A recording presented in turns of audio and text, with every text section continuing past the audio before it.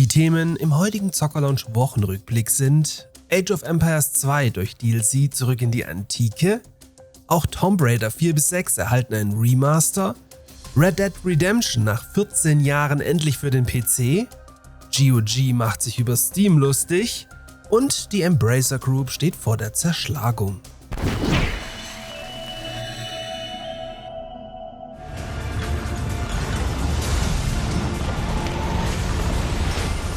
Age of Empires bzw. speziell Age of Empires 2 ist einfach nicht totzukriegen.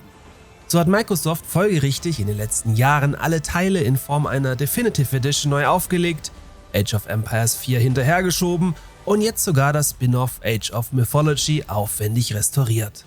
Gleichzeitig versorgt man aber auch alle Teile mit einem stetigen Fluss an DLC-Erweiterungen, wie auch jetzt wieder mit Chronicles Battle of Greece für den zweiten Serienteil.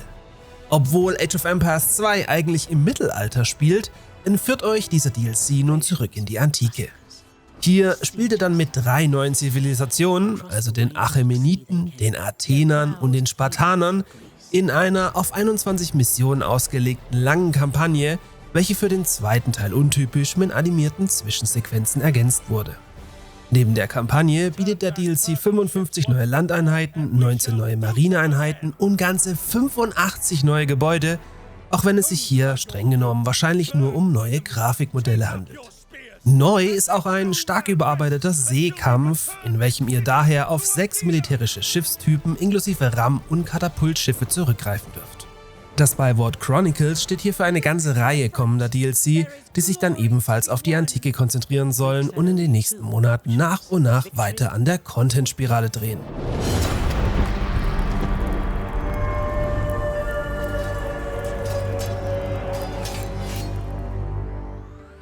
Auch dieser Wochenrückblick wird euch von meinem Partner Instant Gaming präsentiert. Bei Instant Gaming erhaltet ihr in der Regel Videospiele zu deutlich günstigeren Preisen als auf den großen Hauptplattformen und könnt so jede Menge Geld sparen. Aktuell ist zum Beispiel das gehypte Black Myth Wukong inklusive Mehrwertsteuer 5 € günstiger als auf Steam direkt. Und das Beste? Mit einem Kauf über meinen Partnerlink unterstützt ihr dabei diesen Kanal hier zusätzlich massiv. Nachdem die Remastered-Versionen von Tomb Raider 1-3 dem Vernehmen nach wie eine Bombe eingeschlagen sind, folgt nun folgerichtig ebenfalls die Überarbeitung von Teil 4-6. Insgesamt konnte nämlich jetzt, laut eigener Aussage, pünktlich zum 28. Jubiläum der Serie über alle Teile verteilt 100 Millionen Spiele verkauft werden. Die neue Trilogie wird also The Last Revelation von 1999, Chronicles von 2000 und The Angel of Darkness von 2003 beinhalten und natürlich erneut alles ordentlich aufpolieren. So sollt ihr, wie bei der ersten Trilogie, dann auch jederzeit zwischen der Originalgrafik und der Überarbeitung wechseln können, sowie von der überarbeiteten Steuerung und Kameraführung profitieren. Ihr müsst euch aber noch etwas gedulden, denn die Collection erscheint erst am 14. Februar 2025.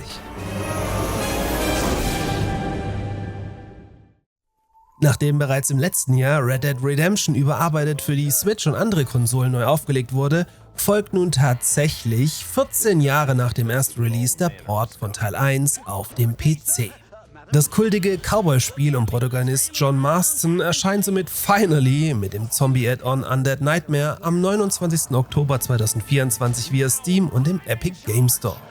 Die PC-Fassung wurde in Zusammenarbeit mit dem britischen Studio Double Eleven entwickelt und enthält einige kleine Verbesserungen wie 4K-Auflösung, Ultra-Wide-Support, HDR10 und ganz wichtig natürlich, Maussteuerung.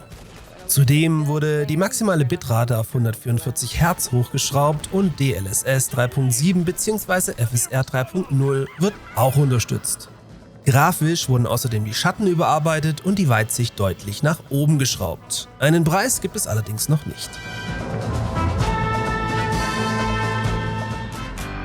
It's time for the October edition of Steam Next Fest. Der Siegeszug zu rein digitalen Spielen und somit weg von physischen Medien ist unaufhaltsam und streng genommen auch schon vollzogen.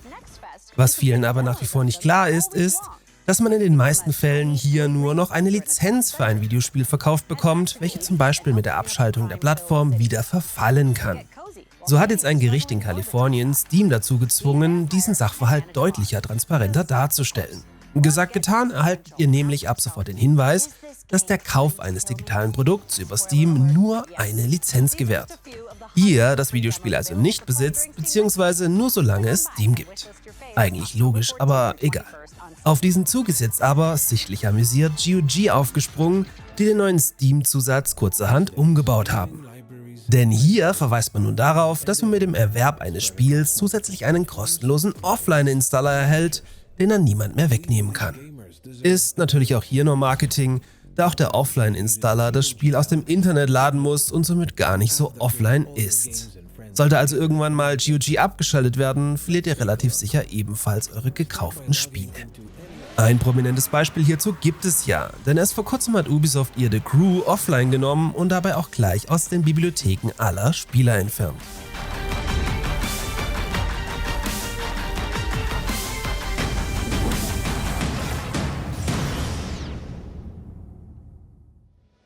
Dass man sich beim weltgrößten Videospiele-Publisher in Form der Embracer Group mal so richtig verzockt hatte, habt ihr sicher alle schon mitbekommen. So wurde als prominentes Beispiel erst vor kurzem Piranha Bytes geschlossen, welche an einem Elix 3 saßen. Aufgrund dieser Schieflage soll das Unternehmen jetzt in 3 gesplittet werden. So soll die neue Asmodee Group dann den Fokus auf Brett- und Kartenspiele legen und hat dafür in ihrem Portfolio nichts Geringeres als Catan und eben auch die Exklusivrechte in diesem Sektor für Star Wars und der Herr der Ringe Brettspiele. Die neue Coffee Stain & Friends Sparte soll sich dann um A- und Doppel-A-Produktionen kümmern und beinhaltet vor allem deutsche Studios wie Black Forest, Grimlore oder eben auch Piranha Bytes und verfügt somit über Marken wie Alone in the Dark, Darksiders, Valheim, Checked Alliance und vor allem Gothic. Looking for a true RPG experience? Welcome back to the Colony.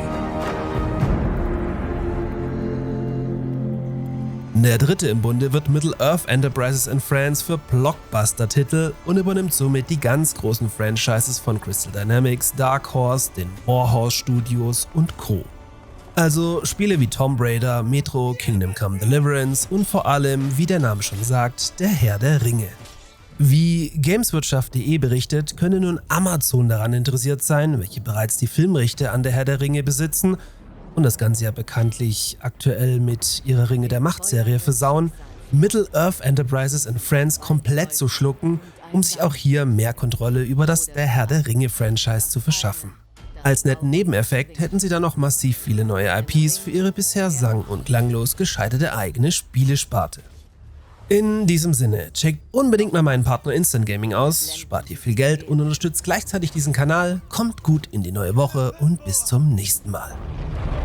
Der große Täuscher ist nach Mittelerde zurückgekehrt, um seine Armeen neu aufzustellen und alle zu knechten.